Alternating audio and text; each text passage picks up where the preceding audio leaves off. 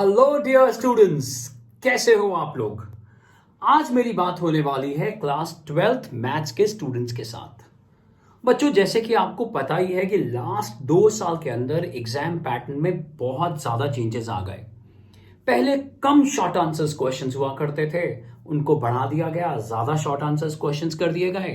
फिर उसके बाद एमसीक्यू का पैटर्न आ गया, केस स्टडी का पैटर्न आ गया, और अब बोला जा रहा है कि असर्शंस और रीजनिंग के क्वेश्चंस भी आ सकते हैं। अब ये नई चीज क्या है? तो बच्चों, मेरी एक बात याद रख लो कि जो भी बच्चा या जो भी इंसान अगर वेरिएशंस को टैकल कर पाता है, यानी अगर चेंजेस को अडॉप्ट कर पाता है, उनके अनुसार चल पाता है, तो याद रखना वो विनर होगा और बाकी सब लोग नहीं तो कंफ्यूज रहेंगे। तो आइए समझते हैं कि असर्शंस क्या होती हैं और उनको सपोर्ट करने वाला जो स्टेटमेंट दिया होता है, क्या वो उनके लिए रीजन बन सकता है, क्या ये भी एमसीक्यूज होते हैं। तो आइए जल्दी से समझते हैं एक क्वेश्चन के थ्रू, और वो क्वेश्चन जानबूझ के मैंने डिफरेंशिएशन से ले लिया है। तो आइए समझते हैं असर्शन को। बच्चों, यहां आपको सामने एक क्वेश्चन दिखाई दे रहा है और क्वेश्चन की पहली स्टेटमेंट क्या है, आइए उसको देखते हैं। स्टेटमेंट 1 है, यहां पर एक फंक्शन दिया हुआ है, एक्सपोनेंशियल फंक्शन है e⁻ xy। अगर आप देख पा रहे हैं तो मैं इसको थोड़ा जूम कर देता हूं, और साथ में है log xy, और तीसरी टर्म है cos, जिसका एंगल है xy, plus 5 is equal to 0। Then derivative is coming minus y upon x. ये हमें करके देखना पड़ेगा कि ये बात ट्रू है या नहीं है। अब एक दूसरी स्टेटमेंट दी गई है और वहां पर एक्स वाई के प्रोडक्ट रूल को बताया गया है कि अगर एक्स वाई का प्रोडक्ट रूल हम 0 रख दें तो क्या dy बाई डी एक्स की value minus y by x होगी। तो आप देखो, दोनों में एक रिलेशन दिख रहा होगा। तो ये हो सकती है एक स्टेटमेंट जिसको असर्शन के फॉर्म में रखा गया है, यानी बहुत बल दे के बोला गया है, और ये स्टेटमेंट 2 जो है वो उसी का पार्ट है और उसका रीजन हो सकता है, या वाइस वर्सा, उल्टा भी हो सकता है। तो आइए देखते हैं कि ये क्या पूछ रहे हैं, क्या कह रहे हैं, और फिर हम किस तरह से आंसर करेंगे। क्वेश्चन कंटेन्स 2 स्टेटमेंट्स, ठीक है भाई, हमें भी पता है। स्टेटमेंट 1 इज द असर्शन, जो हमारे को बहुत बलपूर्वक कहा गया कि भैया ये एक आंसर है, और हम उसको करके भी देखेंगे। ठीक है कि ये एक फंक्शन दिया हुआ है जिसका डिफरेंशिएशन, जिसका स्लोप, जिसका gradient minus y by x है। एंड स्टेटमेंट 2 जो है वो रीजन के तौर पे माना गया है कि हाँ भाई, अगर ये प्रोडक्ट रूल है तो dy बाई डी, अगर वो प्रोडक्ट रूल 0 है तो dy बाई डी एक्स की वैल्यू माइनस 1 बाई एक्स आएगी। तो अब हम स्टेटमेंट्स पे चलते हैं। Statement 1 is assertion, statement 2 is reason. In the question there is 4 alternative choices. इस क्वेश्चन में 4 चॉइसेस दी गई हैं। You have to select one of the options because only one of which is correct। 4 में से एक करेक्ट है और आपको एक को पिक करना है। तो ये एमसीक्यू का भी फॉर्म बन गया। अब पहली स्टेटमेंट क्या है? Statement 1 is true, comma statement 2 is also true. Statement 2 is correct explanation for statement 1। ये पूरा पहला स्टेटमेंट है।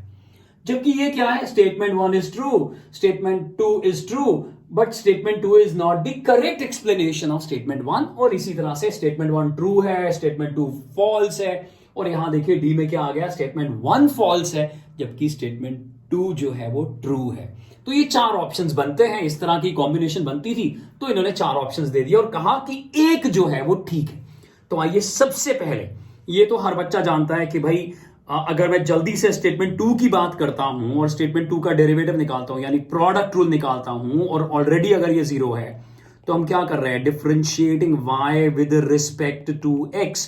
तो आपको मालूम है x as it is, y का जो डेरिवेटिव है वो dy बाई डी एक्स हो जाएगा।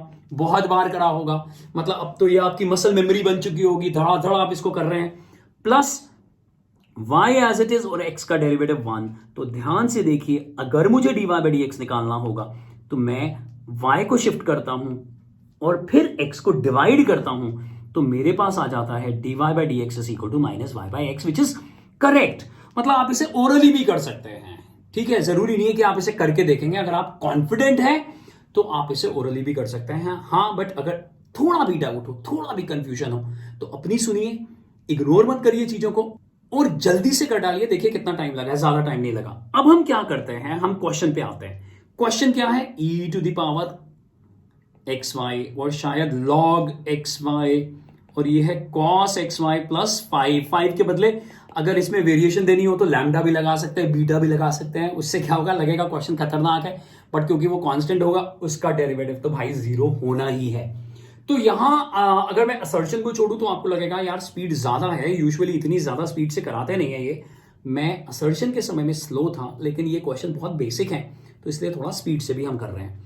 अब क्या जी, लॉग ले सकते हैं? नहीं जी, बीच में प्लस है, लॉग नहीं लेना। तो एज इट इज हम डिफरेंशिएट करते हैं, differentiating y with respect to x। चलो जी, e to the power x y as it is. अब क्या करें जी, प्रोडक्ट रूल लगाओ, x as it is, y का derivative dy by d x plus y as it is और x का डेरिवेटिव 1। अच्छा जी, अब चाहो तो log xy को आप लोग log x plus log y भी लिख सकते हो, लेकिन हम लोग स्मार्ट वर्क दिखा रहे हैं। हम क्या कर रहे हैं, 1 बाई एक्स वाई और ऊपर इसका derivative x as it is और y का derivative dy by d x plus y as it is और x का डेरिवेटिव 1। प्लीज समझो, अगर आप चाहो तो ये देखिए ऐसा भी तो लिख सकते थे और यहां चीजों में थोड़ी सी वेरिएशन आ जाती और आपको लगता कि स्टेटमेंट 2 जो है यार वो तो सिर्फ प्रोडक्ट रूल की बात कर रही है और यहां कौन सा प्रोडक्ट रूल होना है, नहीं होना। लेकिन अगर आप पूरे क्वेश्चन को देखो, उसके नेचर को देखो, तो आप इस समय नॉलेज होते हुए भी उसको इग्नोर करते हुए 1 बाई एक्स वाई लिखोगे और फिर प्रोडक्ट रूल लगा दोगे। अब तीसरे टर्म पे आते हैं, कॉस का डेरिवेटिव क्या है, माइनस साइन एक्स वाई और इसमें भी प्रोडक्ट रूल लगा दिया गया है,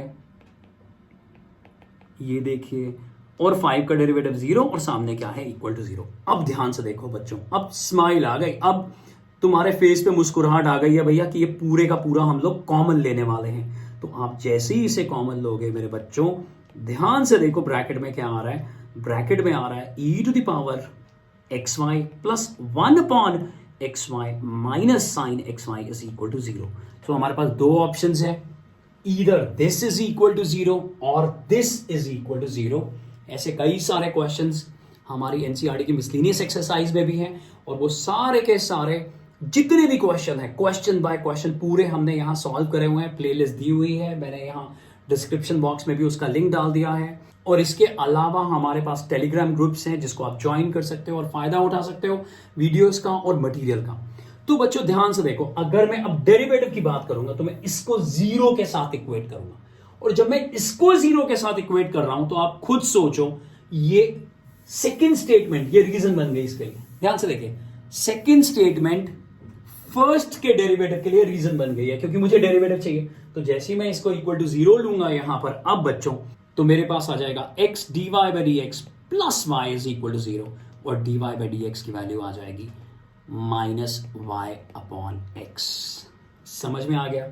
अब हम लोग वापस क्वेश्चन पे जाते हैं और आप कॉन्फिडेंट हो, आप मुझे बता सकते हो कि मैं कौन से ऑप्शन को टिक करूं, क्योंकि एक ही ऑप्शन ठीक है। तो आप कहोगे सर प्लीज ए को ऑप्ट करिए, ए पे आप सर्कल करिए, क्योंकि ए ही एक करेक्ट ऑप्शन है, क्योंकि स्टेटमेंट 1 ट्रू है, स्टेटमेंट 2 भी ट्रू है, हमने करके देख लिया है, और स्टेटमेंट 2 एक एग्जैक्ट करेक्ट एक्सप्लेनेशन है स्टेटमेंट 1 के लिए। तो बच्चों ये है असर्शन का कॉन्सेप्ट, जो एक तरह से केस स्टडी भी हो गई, एमसीक्यू भी हो गया। जी हाँ, केस स्टडी के भी बहुत सारे क्वेश्चंस यहां पर हैं, भैया देख लेना, सारी की सारी प्लेलिस्ट बहुत इंपॉर्टेंट है।